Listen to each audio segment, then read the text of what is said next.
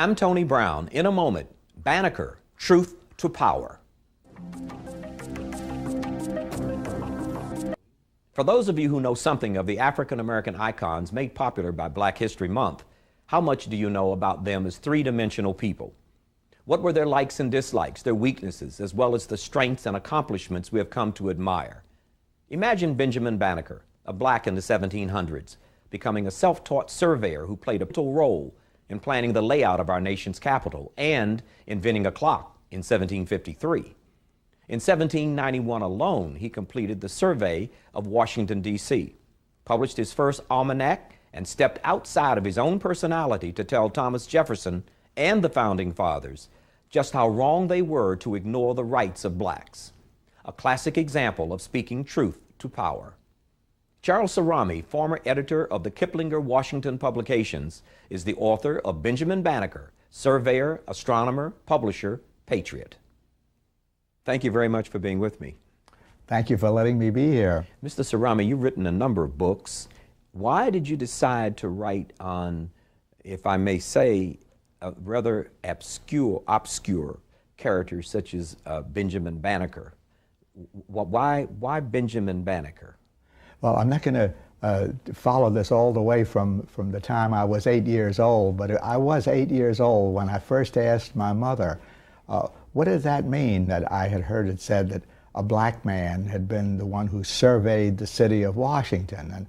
And I didn't even know what surveyed meant, but I knew that black people were supposed to do the heavy lifting, and they didn't usually get jobs of that kind. And I asked that question. Now, what year are we talking about? 1790. That happened. And what was the survey?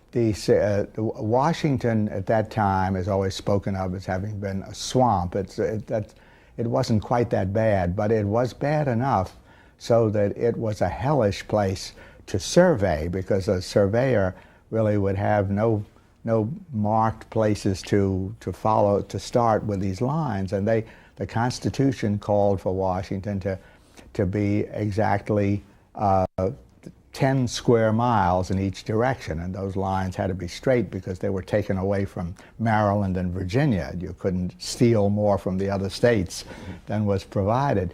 So it was extremely important to do it, and yet it was almost like trying to survey at sea. There are so many places that just were not, and were swampy, were not a straight land, you know.